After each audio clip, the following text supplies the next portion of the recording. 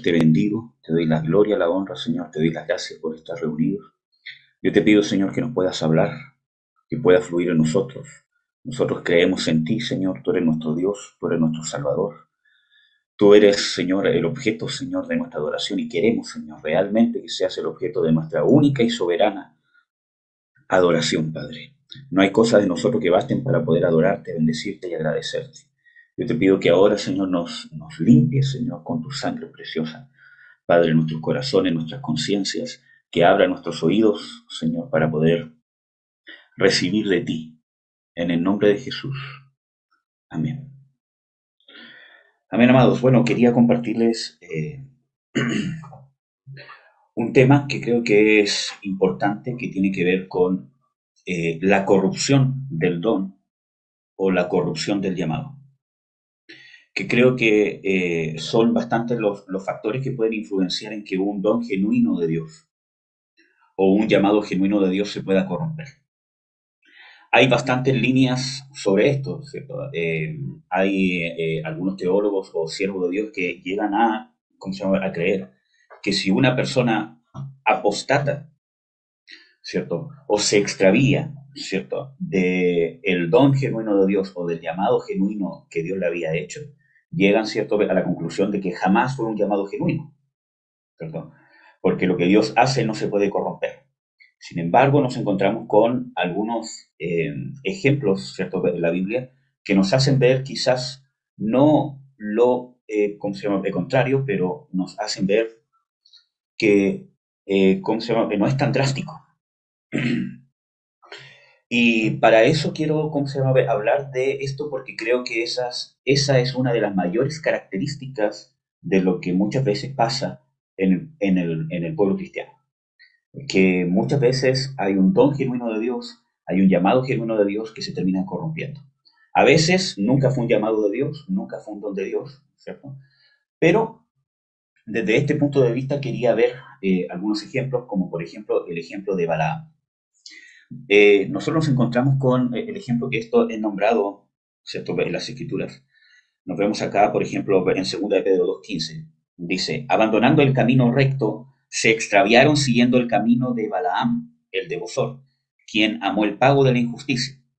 Y Judas 1:11 dice, ay de ellos, porque siguieron el camino de Caín, por lucro se lanzaron al error de Balaam, y perecieron en la rebelión de Coré.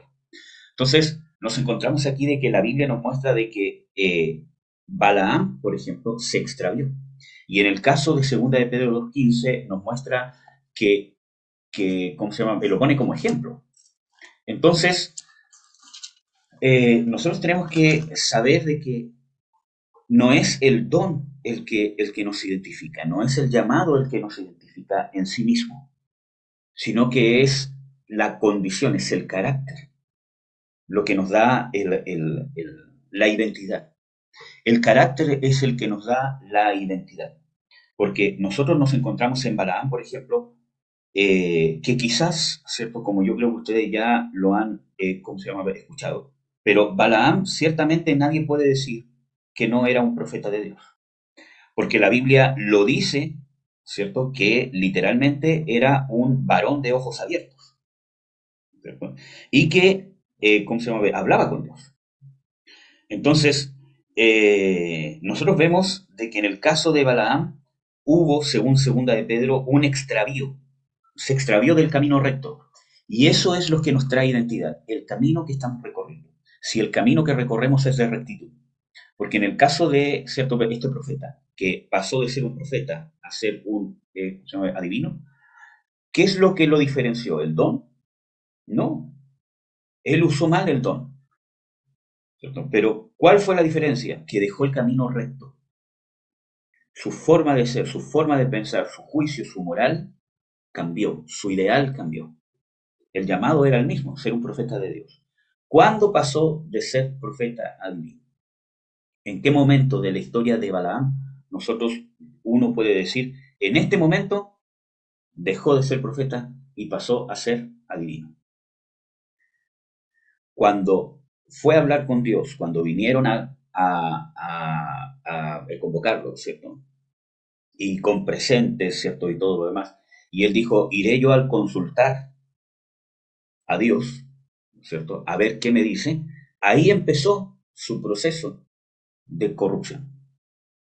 Porque ya estaba amando el premio, como dice, ¿cierto?, en Judas, ¿cierto?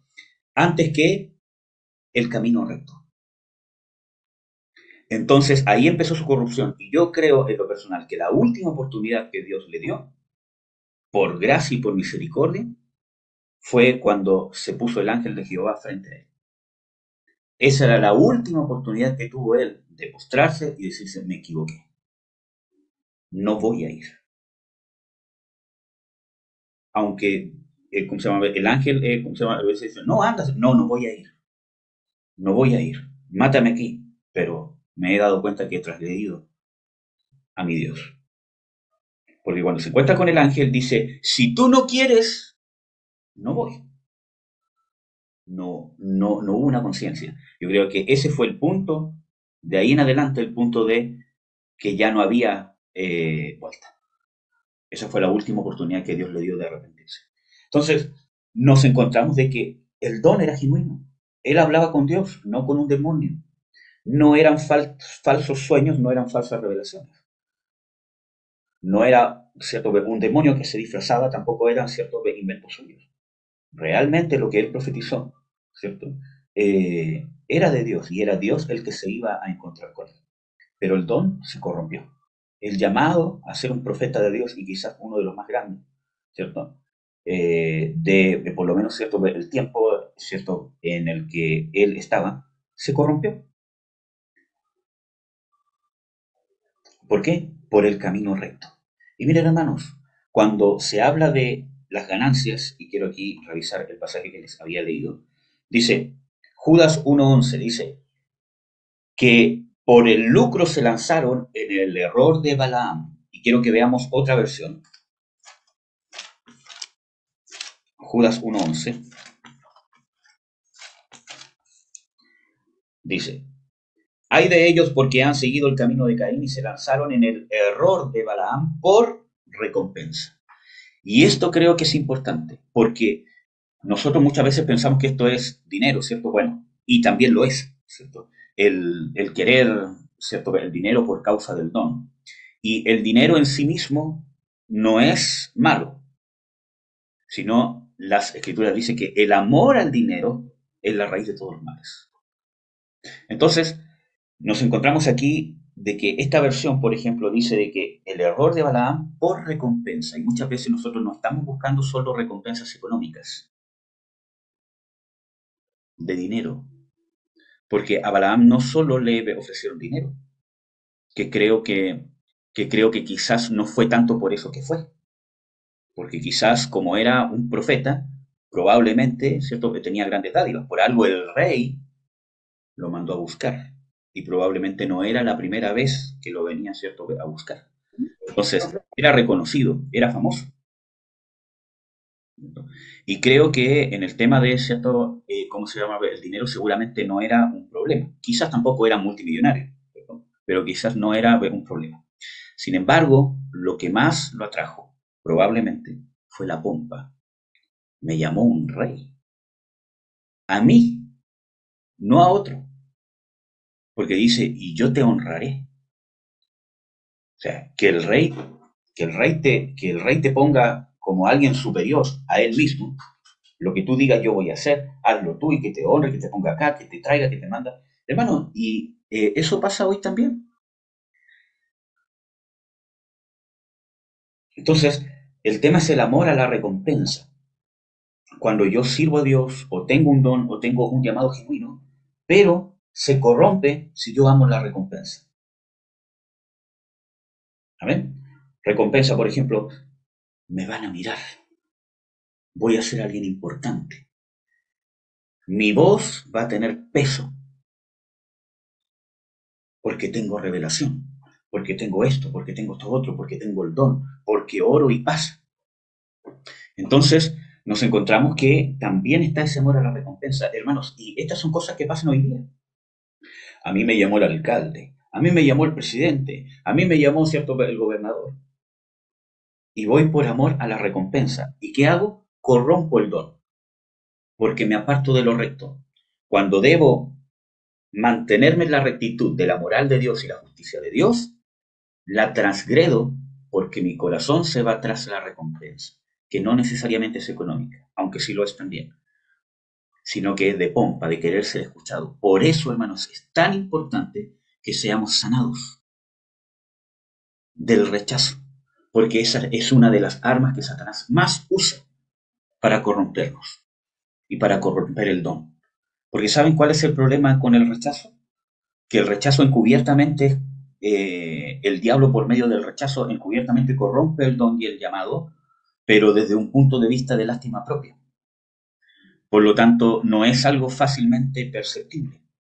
Ejemplo, yo tengo una carencia de rechazo y tengo que darme cuenta. Fácilmente me siento rechazado, que no me escuchan, que no me oyen, que no me ven, etcétera, etcétera. Entonces, por esa área, fácilmente el don genuino que tengo o el llamado que tengo de Dios se puede corromper porque voy a estar buscando satisfacer esa necesidad que no he podido satisfacer en el amor de Dios. Amén. Dios puede dar un don, ¿cierto? Y la dádiva de Dios puede ser parte del proceso de sanidad de Dios en mi vida. Pero el tema está cuando yo prosigo, procuro esa recompensa, llenar ese vacío. Y el don se corrompe. Y el llamado se corrompe. Fue genuino de Dios, pero se corrompió. Entonces, ¿cómo se llama? Tenemos que ver de que todas esas cosas son necesarios analizarlas. Por ejemplo, nos encontramos con el ejemplo del rey Saúl. Miren, hermanos, ustedes saben de que el propósito de Dios, ¿cierto? Y aquí algunos teólogos pueden que digan que no, ¿cómo se le ocurre decir eso? Pero el propósito de Dios con Saúl era establecer su reino para siempre. Miren, 1 Samuel 13:13 dice, y Samuel dijo a Saúl, has actuado neciamente, no has guardado el mandamiento que Yahvé tu Dios te ordenó, pues ahora Yahvé hubiera confirmado tu reino sobre Israel para siempre. Y comparémoslo con la promesa y el pacto davídico, ¿cierto? Que está en 2 Crónicas 13:5. ¿No sabéis que Yahvé, el Dios de Israel, dio a David el reino sobre Israel para siempre, a él y a sus hijos por pacto de sal o por pacto perpetuo?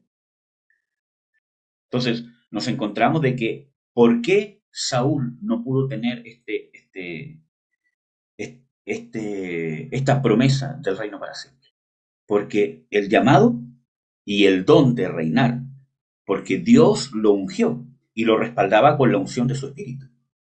Cuando Saúl hizo su primera batalla contra los filisteos, dice que el espíritu de Jehová vino sobre él y cortó, ¿cierto?, algunos bueyes, ¿cierto?, y los esparció y dijo, así se hará al varón que no viniere en pos de Saúl en contra de los filisteos. Y entonces había un respaldo, había una unción, había un llamado real, un llamado divino de Dios.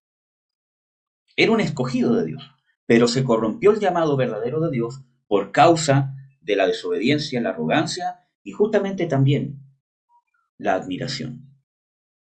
Se acuerdan de que en la segunda oportunidad que Dios le dio, cuando se confronta el profeta Samuel con Saúl y dice, ¿qué es este bramido de ovejas que oigo? Entonces él dice, yo he cumplido la palabra de Jehová, pese a que Dios le, ¿cierto?, había dicho, extermina todo.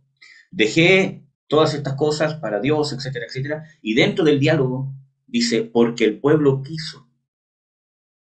Y cuando el profeta, ¿cómo se llama? El profeta Samuel se va, dice, no te vayas, para que, o sea, preséntate conmigo delante de los ancianos. Entonces tenía un problema el rey Saúl con el tema del qué dirán, que no me vayan a rechazar. No puedo perder mi moral, tengo que ser importante. Diferencia grande que tenía David, por ejemplo. David, por ejemplo, danzó de una manera que, siendo el rey, se rebajó. O sea, no había pompa, no había un porte de rey, un porte de estatus. Él danzó y por eso que su esposa le dijo, hoy día el rey se ha rebajado delante de las siervas, etcétera, etcétera. Entonces, vemos una gran diferencia por el extravío de la recompensa, honor, admiración, reconocimiento. Tenemos que estar sanos en esa área. Es necesario que estemos sanos. Amén. Y eso tenemos que hacerlo en Cristo Jesús. Porque si no, nuestro llamado puede ser muy genuino. El don puede ser muy genuino, puede ser muy efectivo y muy, ¿cómo se llama?, asertivo, pero se puede corromper. Y esa es nuestra responsabilidad.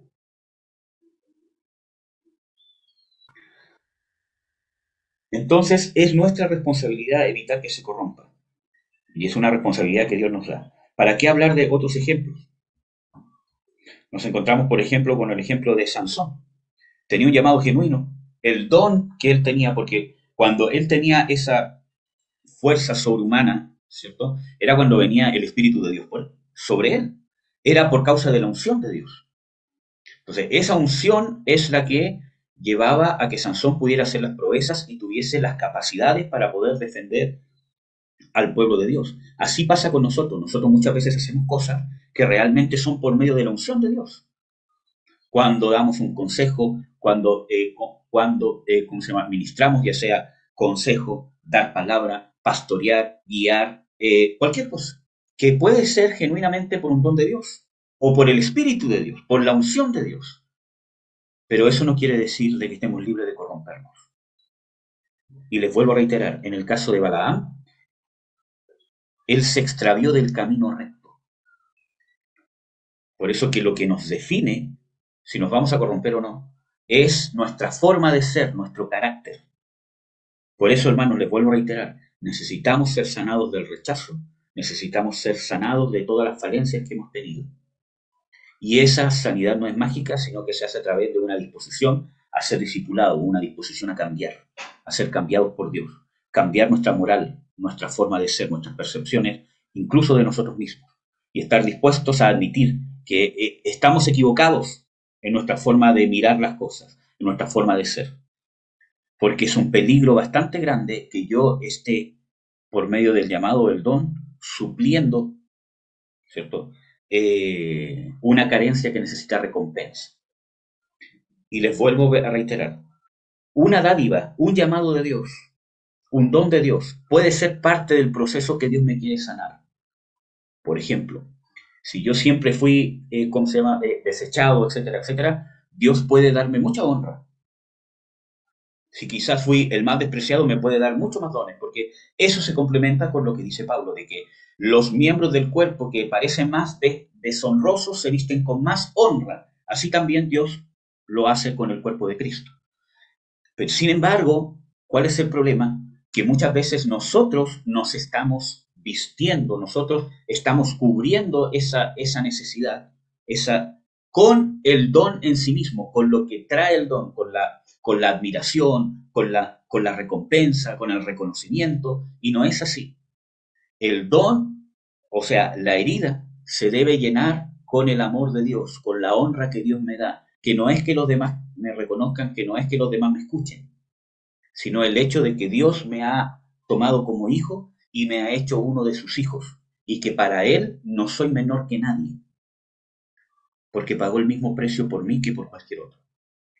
Un ejemplo de esto, por ejemplo, es que creo que una de las enseñanzas que más me ha ministrado, que ha dado, ¿cómo se llama?, Marcel, que tiene que ver con, ¿cómo se llama?, Mefiboset.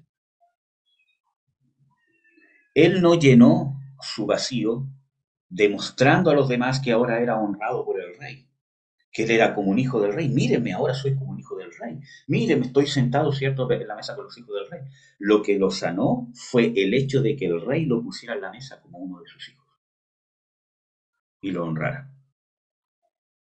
Amén. Entonces, ese es el proceso que nos tiene que sanar, porque si no, el don o el llamado puede ser muy genuino, pero se puede corromper. Amén. Así que cuidado, amados hermanos.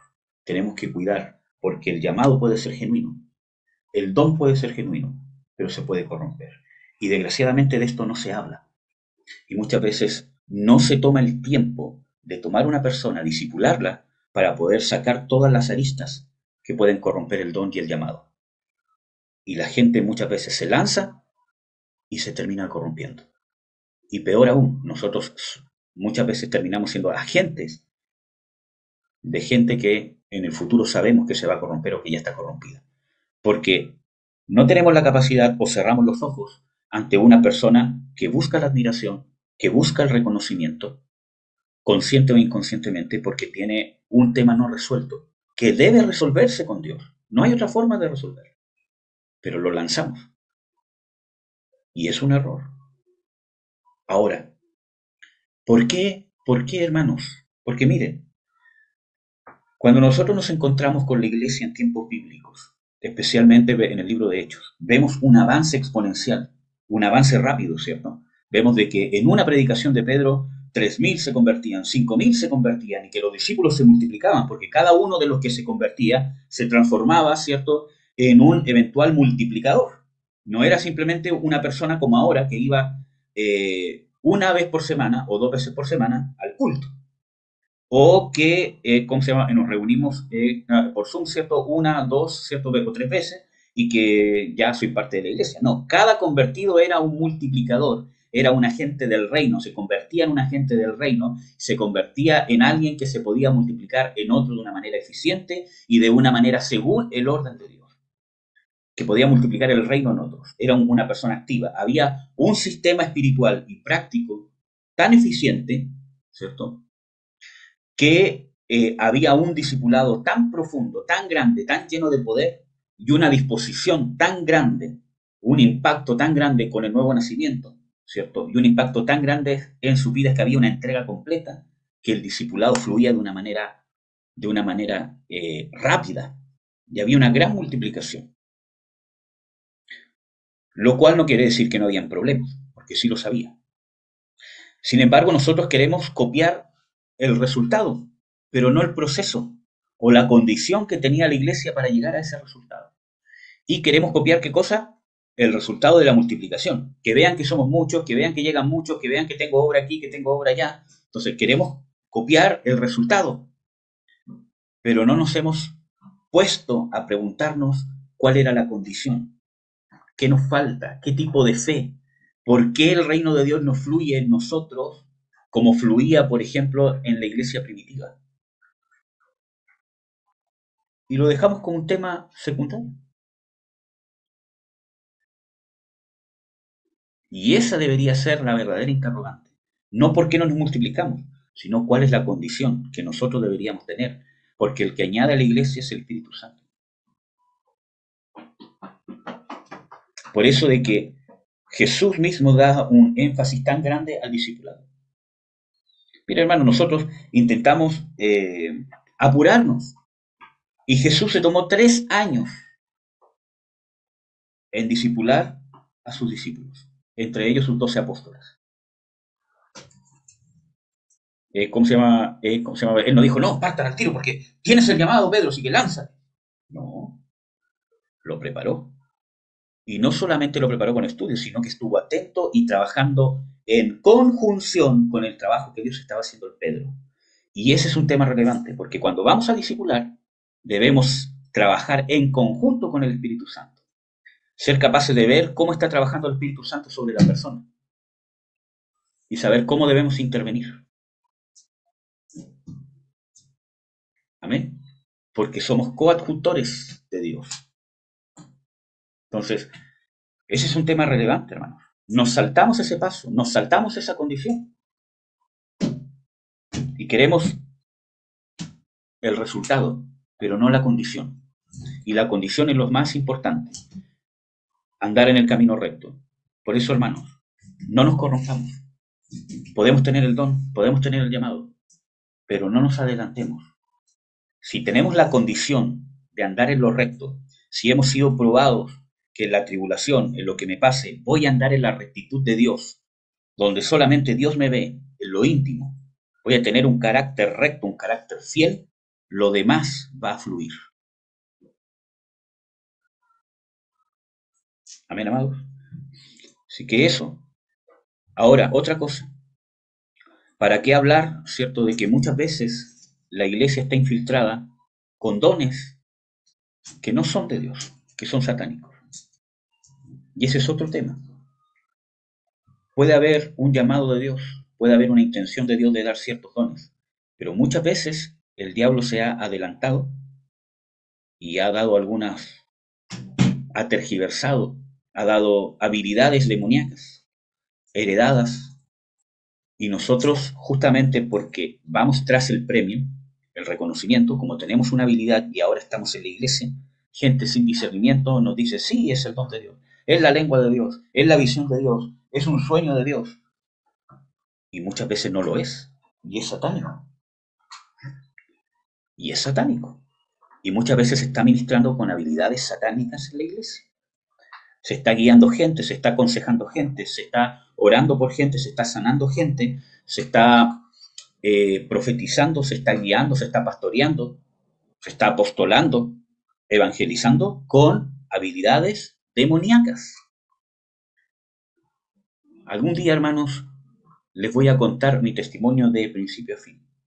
Nunca he contado en mi testimonio de principio, ¿cómo se llama? A fin de una manera, ¿cómo se llama? Sistemática. Pero yo era uno de esos. Yo estaba pastoreando con habilidades demoníacas, habilidades satánicas. Estaba orando por la gente era sana, ¿cierto? La gente era aconsejada, era ministrada, ¿cierto? Con dones satánicos. Yo profetizaba con dones satánicos. Y empecé una obra con dones satánicos. Fue discipulado con dones satánicos en la iglesia de Jesucristo. Entonces, tenemos que saber de que tenemos que nosotros mantenernos incorruptibles. Y la única manera que te vas a poder mantener incorruptible es andando en la naturaleza incorruptible, como escribe Pedro.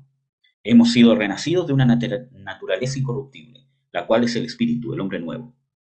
Por lo tanto, hermanos, todos tenemos luchas con la admiración.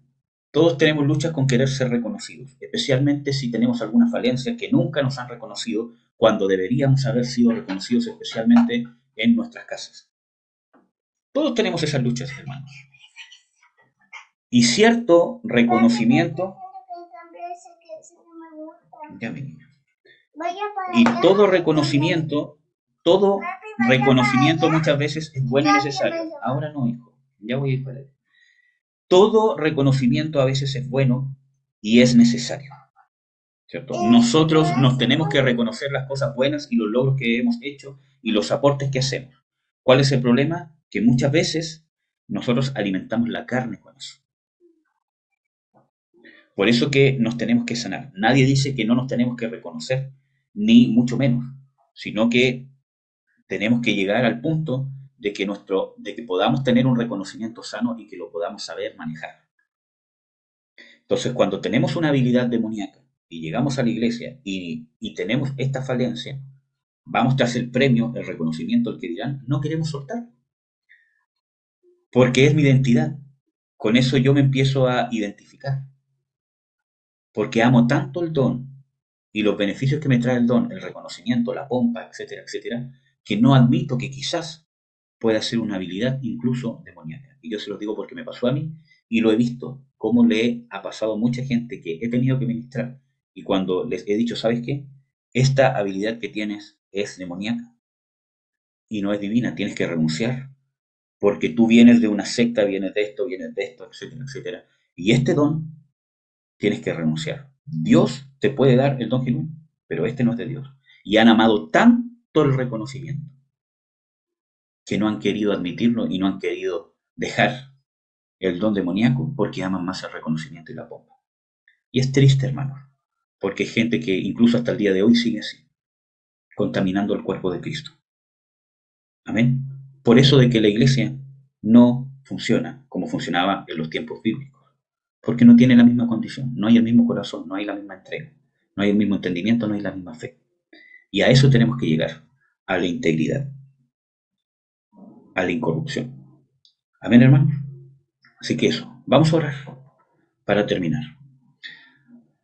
Padre, en el nombre de Jesús te bendigo, te doy las gracias, te doy la gloria y la honra, Señor, por tu misericordia. Yo te ruego, Señor, que esto sea de bendición para nosotros, que podamos realmente aspirar, Señor, a vivir el reino de una forma natural, de una forma real, que tú nos puedas dar conciencia, Señor, de las falencias que están en nosotros, para que podamos nosotros no andar, Señor, y no vivir tu reino para llenar nuestros vacíos, aunque sí tu amor llena nuestros vacíos, Señor, pero que no nos llenemos, Señor, con las recompensas terrenales, sino que podamos, Señor, realmente vivir de una manera recta, fiel, íntegra.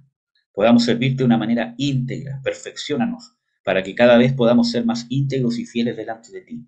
Que podamos ministrar, que podamos servir, no para llenar un vacío, sino para entender la dicha, para entender el honor que tú nos das la posibilidad del Dios eterno de poder servir en tu reino, Señor. Te bendigo, Señor, bendigo a cada uno de mis hermanos, Padre, en el nombre de Jesús. Amén. Amén, amados. Dios los bendiga grandemente.